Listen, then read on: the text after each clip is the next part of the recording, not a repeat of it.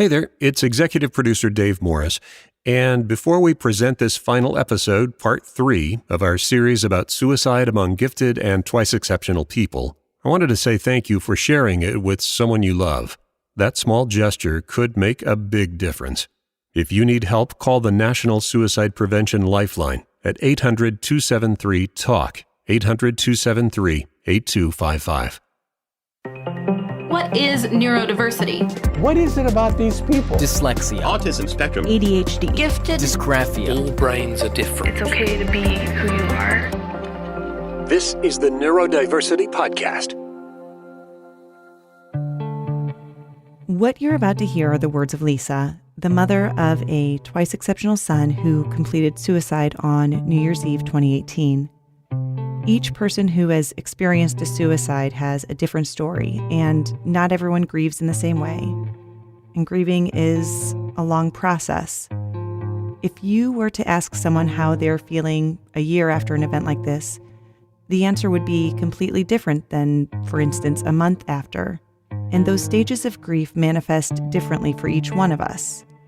In this interview, it's been about 9 months since Lisa's son Nick completed suicide. We started the recorder and just let her talk. This is what she had to say. When Nick was little, he was a walking advertisement for ADHD. I mean, I can remember a couple of different occasions. When I took him to my work one time, he put boxes on the floor and climbed up the boxes and climbed into the drop ceiling. I think because he was so busy, we were constantly trying to find things that would keep him occupied. And because we were trying to always keep him occupied, we started realizing how smart he was and that he needed more than most kids did to be occupied. And so that's when he was just smart. He knew things. He had a good vocabulary. He was like a little man. You could just tell when you talked to him that once you could get him settled down, that he was just smart. Teachers told us too, they thought that he could be tested. And it was hard because of his behaviors. It could have been very easy for educators to overlook how smart he was because it would have been really easy to focus on just his behaviors, especially at a young age. As soon as he got into the gifted program and football, once he had those two things to occupy his time, he became a new person. So I would say all the way from about 3rd grade, all the way until he graduated from high school, he appeared to be the happiest, high-functioning, high-performing, smartest, coolest kid around. I think that he hid it well. I think we had a lot of other stuff going on in our house with other children that had mental health issues. And all the focus on Nick was how good he was doing. I wasn't even looking for issues with him. I couldn't even think there would be any issues with him. But it wasn't until his freshman year in college that he had gotten all these scholarships and everything, but he was unable to go to class. And he just lost all his scholarships and just basically flunked out his first semester. We kind of thought, okay, he must be depressed. That's so unlike him.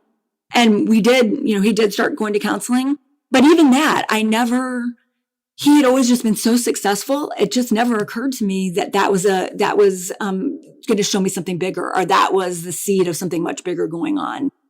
Right around maybe, his senior year, maybe sophomore, junior year is when his eating disorder started.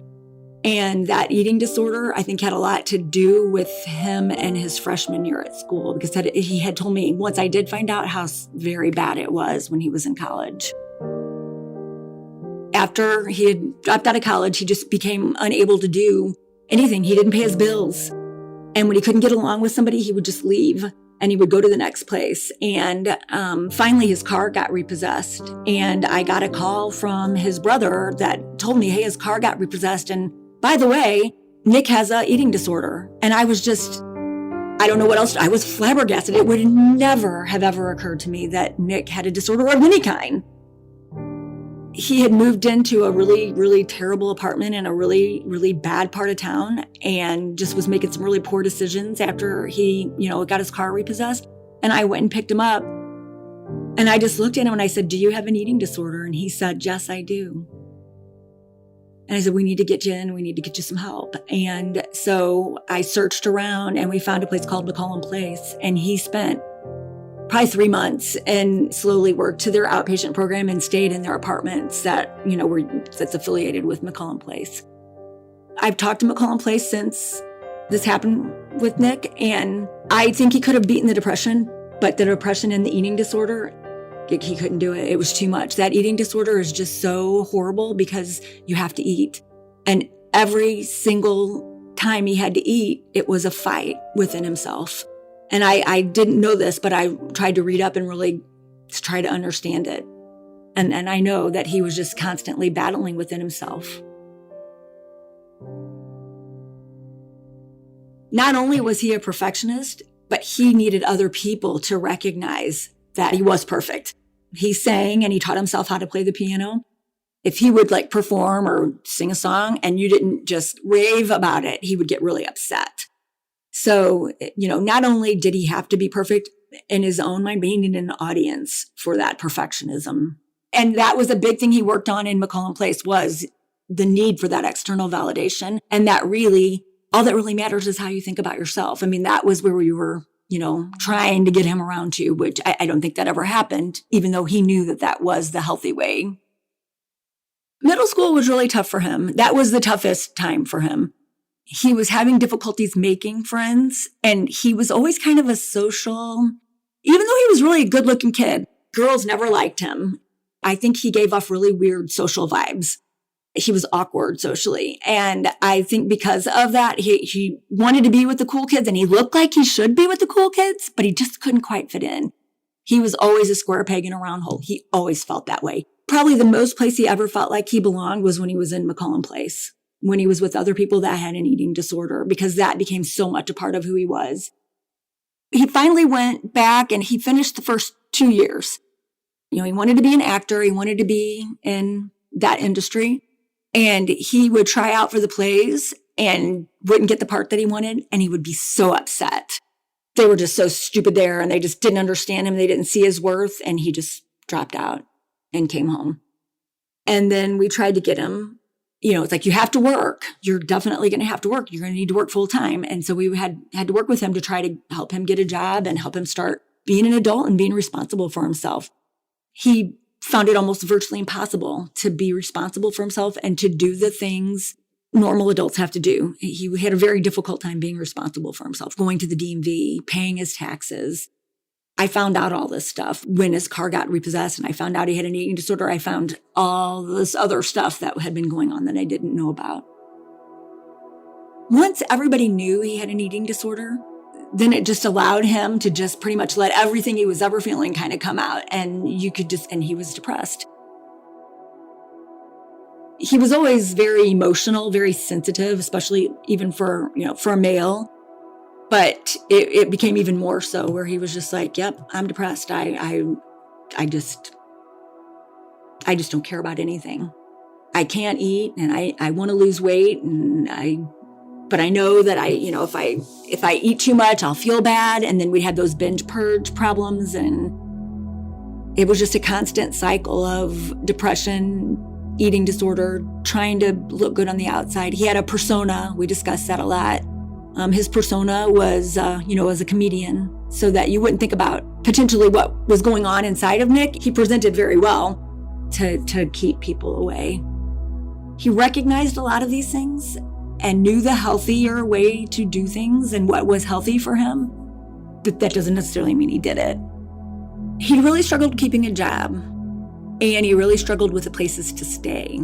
He would get mad and he would leave. I would say, well, if you want to travel, be a flight attendant. He went and was a flight attendant, and they made him mad, so he just left the job. There was a lot of that going on. But then he did get a job, and he was working, and he was going to work, and he did end up staying there for he was there when he died. So he had been there for almost 2 years. He was finally living in an apartment, by himself, which now looking back, I think was unfortunate. I wish that he had had a roommate, although I don't know if it would have changed anything or not. But he was probably too much of an isolator to live by himself. I had found out that he attempted suicide when he was in California, where he went to try to get his big break. And when that didn't happen, within a few months, he came home, found out that he had tried to commit suicide there by taking, overdosing on like Xanax or that type of a medication. After he got out of McClellan Place, I had gotten a call from his counselor, and she said he was on the other line with her and he was suicidal, and I needed to go pick him up and keep him on the phone the entire time until I actually saw him. And I did, and he was put into a short-term psychiatric care. So the last couple-ish of years, we had a pact. If I text you, you have to text me back within 24 hours or I'm calling the police. And I want to see you once a week in the flesh. You have to meet me once a week. And he was actually very happy to do these things. And we did. We met once a week for dinner so that we actually saw him every week because I was worried about him. If he was with me, I felt 100% like, okay, everything's fine in my world. But if he wasn't with me, I was constantly worried about him because I knew that he was struggling, even if he didn't look like he was struggling on the outside. Since it happened, since Nick committed suicide or completed suicide, I know it's completed suicide, but it feels like such a crime to me that I do feel like he committed suicide. He just committed a crime against himself and me and humanity that he's not here with us now. But I know that's not the term. We had talked about him not asking, that he didn't ask for help. And a lot of it was because he was a male and he didn't want to ask for help. But since this happened with Nick, I have really had this Facebook campaign about men. Men get depressed, men cry, men need help, men can go to therapists. I've really tried to, in my own little way, in my own little corner of this world, tried to just say it's okay for a man to go to therapy. It's okay for men to ask for help. I helped Nick as much as I could, and I think he was as open with me as he possibly could have been, but I wasn't a professional. I could only do so much. So Christmas Eve of 2018, he spent the night at our house. We had some discussions that evening it was like, don't talk about sex, politics, those types of things. We had some of those kind of discussions that we probably shouldn't have had. So looking back on them, those are things like, oh my God, I wish that wasn't the last big conversation that I had with them. And then he spent the night. So he was there Christmas morning of 2018. And, we did the presents and stuff. And I remember being, I don't know, Christmas is just a tough time. The expectations, and they never seemed, and I know I was kind of out of it. And I can remember him even looking at me, giving me, we understood each other pretty well. We were pretty close, and just kind of giving me a look like, what's up, Mom? And I remember thinking, okay, I need to stop this. I need to be positive and I need to, be happy. And I'm glad I did. And that was the last time I saw him, was Christmas Day of 2018. He was sick that day, and I said, you need to go, you should go to the doctor. He worked at Total Access Urgent Care, so he went there, and he had the flu. And so that was his big, I don't know, I look at that was like his big break. He had the flu. My mom is not going to bug me if I'm sick. And he knew that. And I said, you can come stay here. We've already been exposed. You've been in our house. But he said, no, I don't want to do that. I just feel like being alone and just laying in my own bed. And that's probably the only thing that would have allowed me to allow him to do that without a big fight, is that he was sick. And I can understand that he just wanted to be, in his own house.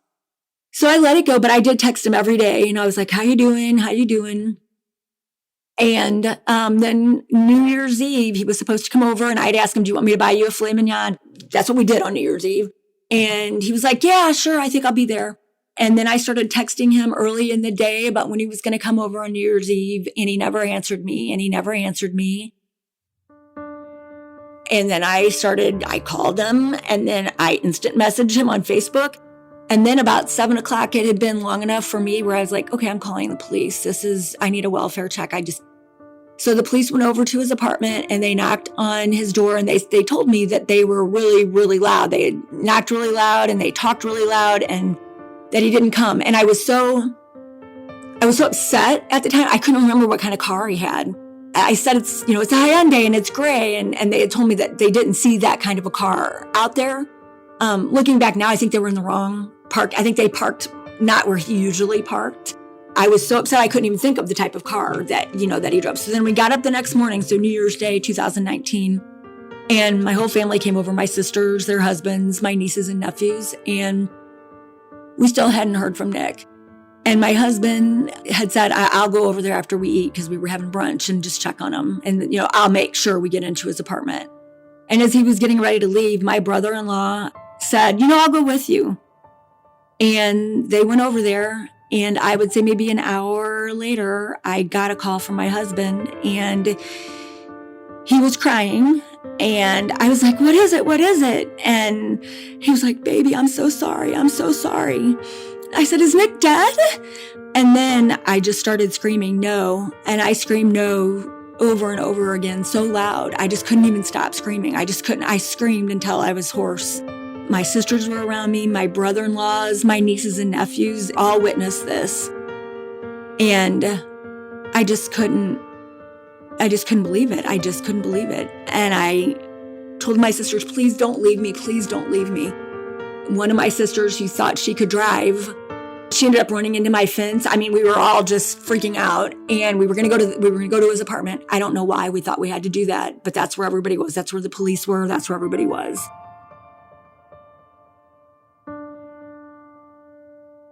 I just assumed he had overdosed. Before we left, my sisters, I need to tell you, he hung himself. They found him hanging on his balcony. But that day, he had gone over to his biological father's house and spent time with his father, his stepmom, his brother. I think he was saying goodbye. I didn't know that at the time, obviously. It's all these things you look back on. And I don't know if there's anything that I could. When I think about it, I feel like he was just bound and determined to kill himself. I feel like there was nothing that I could have done. This was inevitable in his life, that it was going to end this way. And I don't know if I'm telling myself that because that's the only way I can accept it.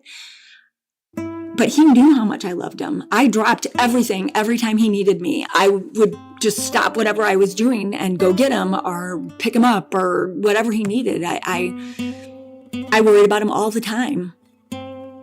But I couldn't make him see his worth. And he felt like he didn't belong. He felt like he wasn't worth anything because he wasn't a big star. He hadn't made it in show business. He didn't get that external validation that he needed. The battle that he had within himself about eating, all of those things, they were to him insurmountable. My daughter is a fighter. She has tried to do things to take care of herself. Even if she's cried out for help in bad ways, it's happened. But she's kind of in your face and you know. But with Nick, it wasn't like that. It was all so hidden. There were so many secrets. It was just so deep. I don't feel like I could have ever touched the area that needed to be touched to make him see that he was so valued and so worthy and such a special, special person. He was smarter than everybody in the room. And he knew how smart he was. So the expectations he had of himself were big. Life was so frustrating to him. And even dealing with the smallest thing, people were just so dumb to him. It just made everything frustrating, And he expected so much from himself. And I think we expected so much out of him. Looking back, not realizing, I'm sure we put pressure on him too. And he was good at everything he tried to do. He was good at it. It was hardly like he even needed to work. When things come easy, you expect everything to come easy. And that doesn't always set you up for the best thing in real life, which is another reason why I think he had such a hard time. He would say, I can't adult, Mom. I'm having the hardest time adulting. I mean, he recognized that normal stuff he just couldn't do. He was so different. I didn't understand suicide. Who understands that? I've even put a noose around my neck and just not trying, but just to feel what he was feeling. I don't know how anybody can do that to themselves. I've had to really read books and try to really understand, where was his mind? Where was he at? How does this happen? How did we not see it? Because he seemed fine on Christmas Eve and Christmas Day. So I've learned that, you can't save people who don't want to be saved. I've learned that if you need help, you've got to ask for help and you got to be willing to take it. I've probably taken more help now than I've ever taken in my life. I've learned that life's too short, and that if you maybe are doing something that's against yourself as a person, if you're not really being who you really are, that it's time to be honest with yourself and change things if they need to be changed. Call a friend, find one or two people and make a contract with them so that they will know that if you call them, you need them. That is one thing, as I've looked back, there are certain things that you can do for somebody who has been suicidal in the past, and one of them is making a contract with them. We didn't do that. You would think I would, with the fact that I've dealt with mental illness my whole adult life, you would think I would have thought of that. It never occurred to me. And if you're a parent and you have a child that has ever even considered or thought about being suicidal, or you even think, are you suicidal? Do you feel suicidal? You have to ask the question. You cannot beat around the bush. You've got to just say it. And you've got to listen to what they say. Be honest with yourself about how you're feeling. Don't be afraid to ask for help. Your parents love you and more than anything else in this world, and you will absolutely devastate them and completely change the course of their life if you take your life. It will ruin your parents. That I know.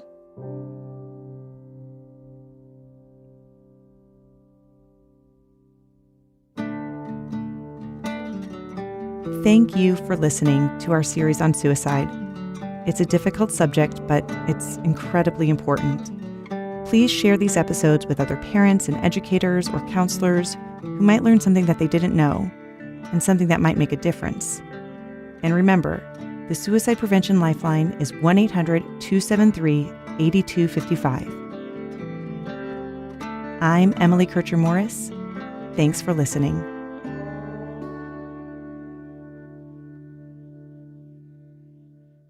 This podcast is a production of Morris Creative Services.